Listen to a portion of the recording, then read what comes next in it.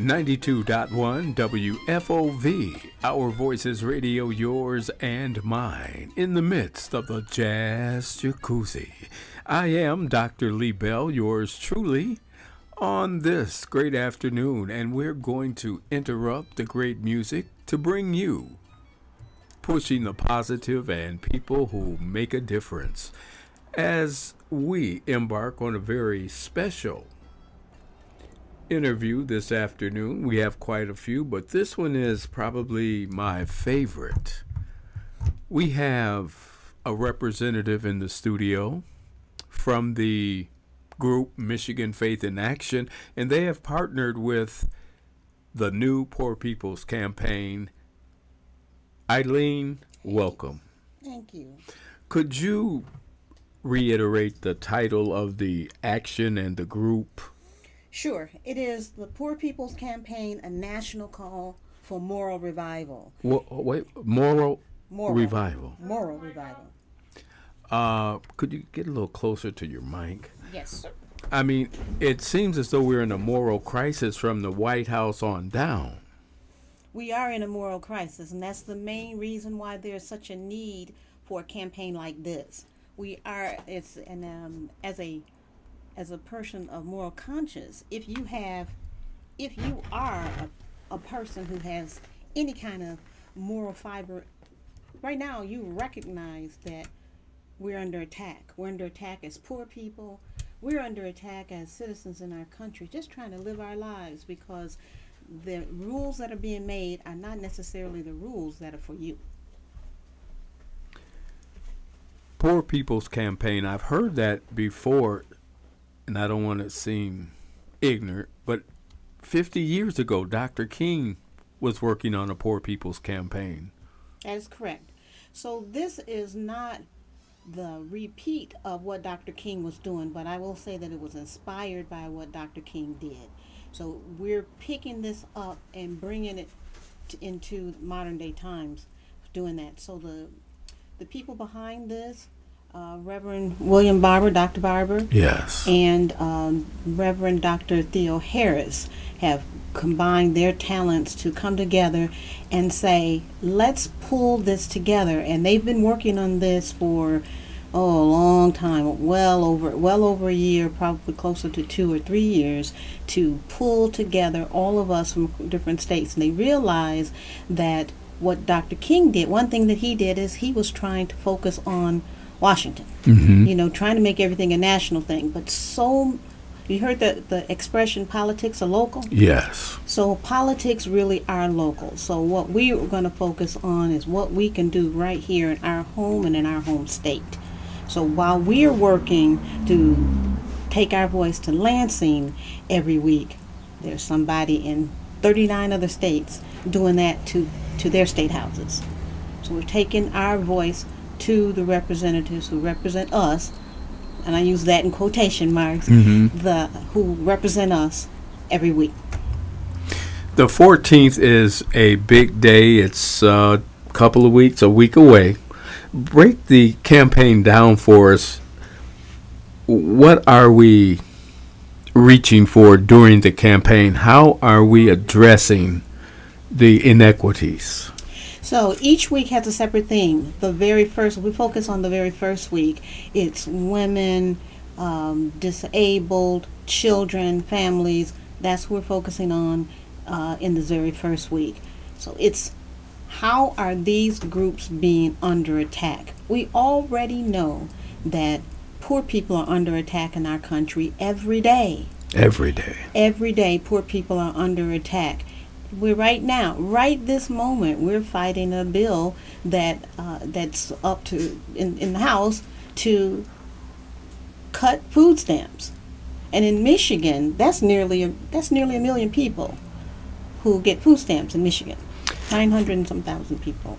Now we are in the midst of a campaign to provide fresh fruits and vegetables to help mitigate the lead poisoning. But someone's trying to cut the food aid. Someone is trying to cut food aids. That is correct. That's immoral. That is immoral. That is immoral. It's evil. It's evil that we would take, and this all happened because of our budget. It's evil that we would look at a situation where our budget, we put money into a budget and make tax cuts and give those breaks to big, large firms and wealthy people. And how do we pay for that? On the backs of poor people by cutting their services like food stamps. So everyone in the listening audience and viewing audience, if you know someone who is receiving food stamps and the like, they should be calling to be a part of this campaign. Is that right? That's one thing they could do, is be a part of this program. They could be a part of the Poor People's Campaign, because that's the kind of thing that we're lifting up. We're lifting up that that's an immoral act. We're also they can also contact their congresspeople directly, make phone calls, make their voices known. But that's just one reason why it's so important that we have this campaign, because without lifting our voices in this collective way, things just continue to happen. What we have done, what systemic racism has done for us, is it makes you be in a situation where it's either the individual or it's a system. So if I can convince you to believe that it's your fault that you're poor, then you internalize that. And then when you internalize that, then you say, oh, well, it's just me, woe is me, and you're ashamed of it. You don't tell anybody. There is no shame in being poor. There's no sin in being poor. The sin is poverty. And there are institutions in place to ensure that people are poor. There are systems in place to help that promote that, that promote poverty, like not being able to get a living wage. You can work full time, but you don't earn enough money to be able to do the things you need to do. That's a sin. How do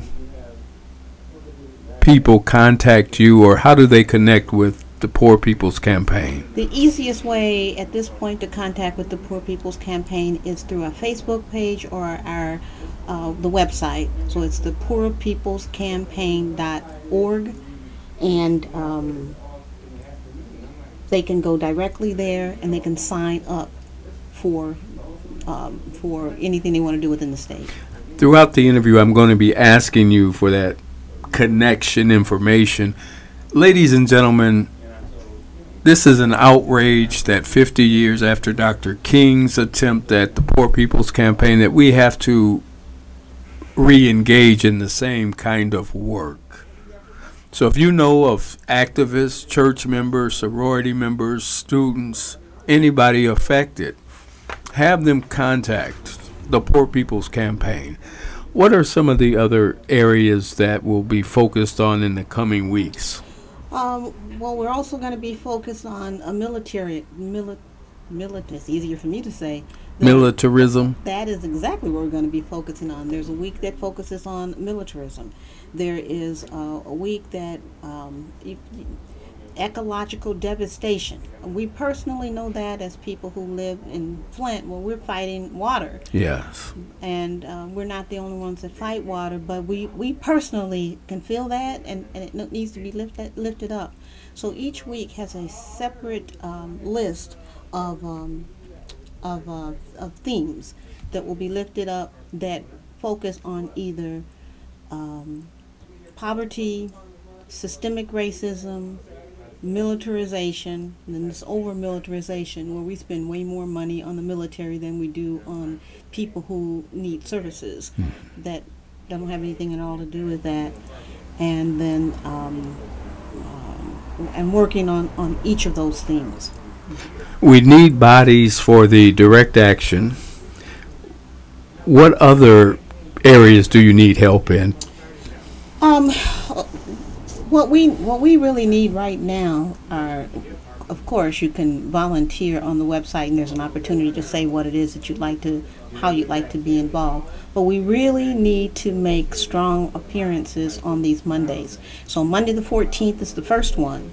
So if people can come Monday the 14th, we start at 10 o'clock. We're going to be assembling on at the First Presbyterian Church in Lansing. and you'll be able to tell because there'll be a gazillion people there, and we're all gonna start together. You're gonna get a little bit of training about the campaign and a little bit of overview of where we've come and what it's all about. You'll get that information. You'll learn the chants and the songs, and you'll get a chance to get a sense of what the overview of the day is going to be like. We'll feed you lunch, and we'll have a rally at that point. How do we get to Lansing? At this point, from Flint, we don't have any buses set up, but we are carpooling.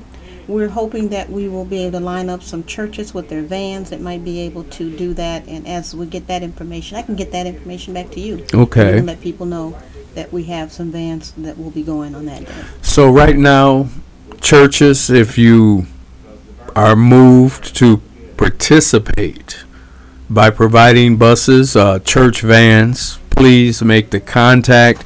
I'm making a personal appeal to On the Move Transportation, Mr. Leverett, and also First Class Transportation, Mr. Battle. If you can find a way to assist us with transportation to Lansing, it's imperative that Flint show up to show out for the Poor People's Campaign starting next Monday, the 14th. Okay, Eileen, give us some more meat. Okay, so a little bit about the how we were inspired by Dr. King. So Dr. King did all of this work. We realized that a lot of times people start talking about Dr. King and what he was doing, but when he started to do this type of work about trying to really get at the crux of what is the real problem in America.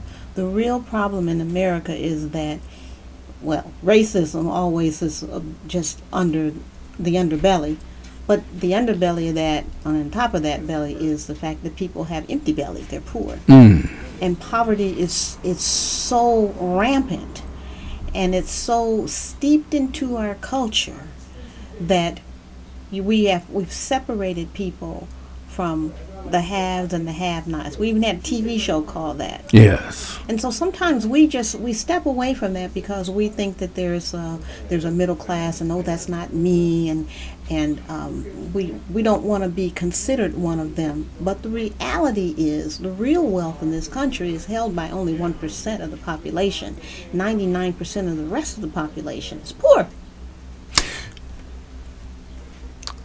I was talking about the campaign to a local leader, and the question was put to me, do people like being called poor? There is I don't know how you were raised, but the way I was raised, that poor was a 4-letter word, and that you just didn't say that. You don't say that. Don't say you're poor, because there was so much pride in that. And that again is the way in which systemic racism has fed all of us. Systemic racism taught us that if it was either the individual or it was the system. So when it's the individual, then you can internalize that and you can say, that's right, I'm poor. It's something that I did. This is my fault. It's all because I don't have a good job. It's all because I didn't go to the right school. Oh, it's all because, well, I'm not smart enough. I'm not enough. Well, when you say all those things, those are all individual things. But guess what? The system was set up so that you couldn't do those things. I know, and you know too, that there are people who did all of the right things. They went to college. They came home. They went to war. They were a veteran. They came home. They still can't get a job. They still can't get decent housing. They still can't do all of these things. So it's not the individual anymore.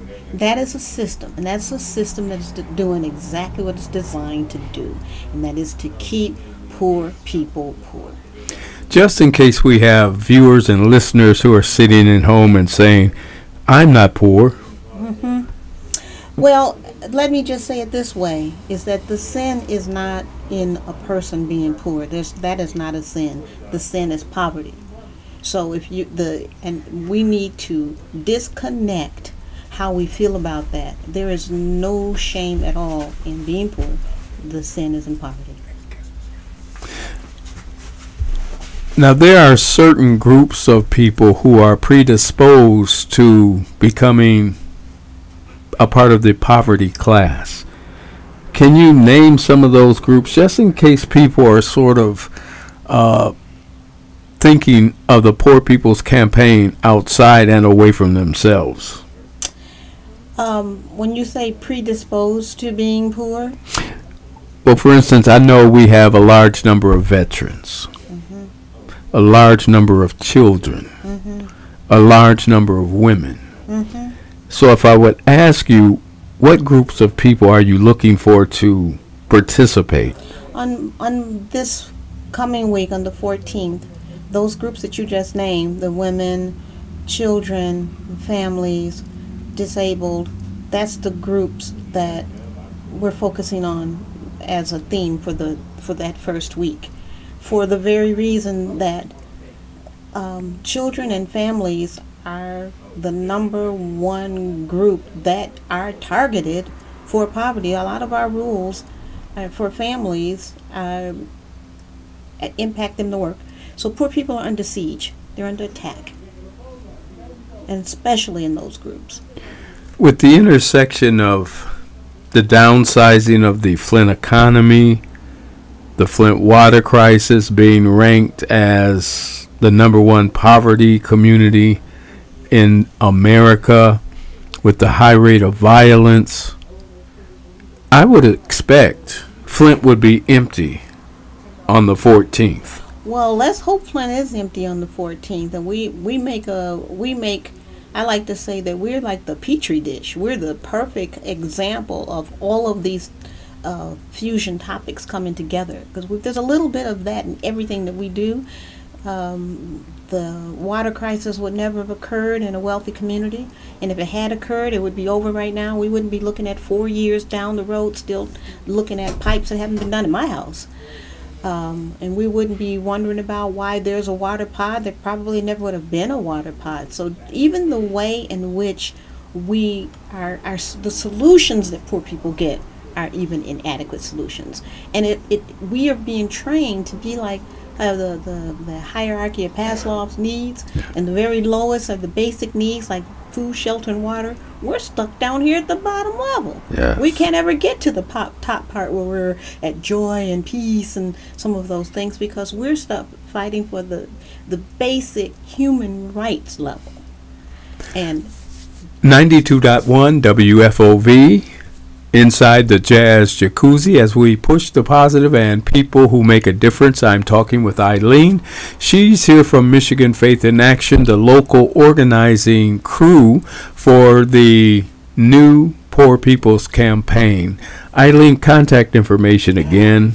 if you're trying to reach the Poor People's Campaign, the best way to do it is either on Facebook under the name the Poor People's Campaign for Michigan. You can also go to the website poorpeoplescampaign.org. The big day, our next big day, we'll say, is May 14th, next Monday.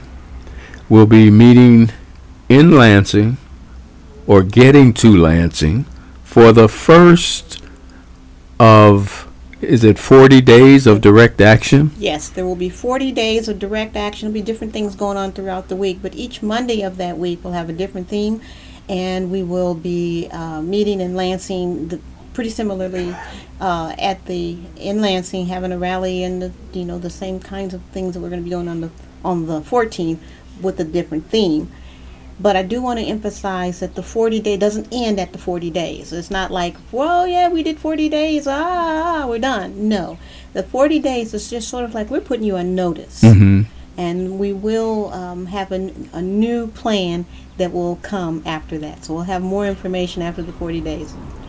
Well, myself and many of my fellow activists, we will participate without a doubt. Awesome. We're looking forward to it. And if you, ma'am, you, sir, or even you students, if you wish to make a difference in your quality of life, here's a chance.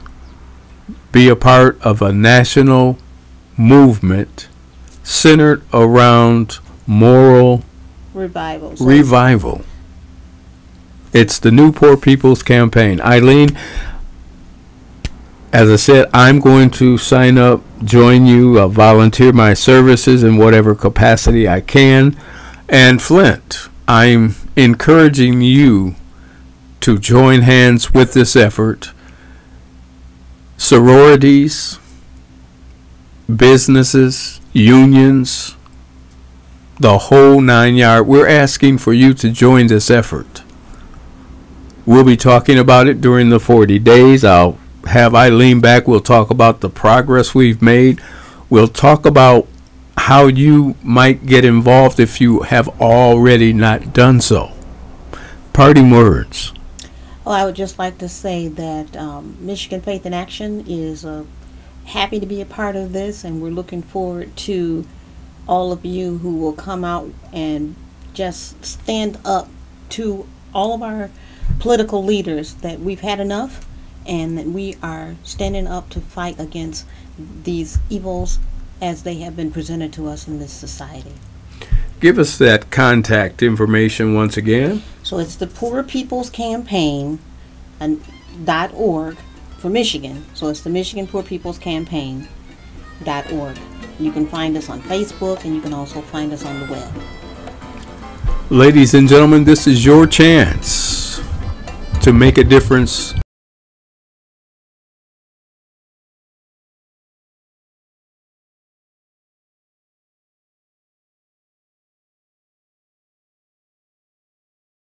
Yours and mine.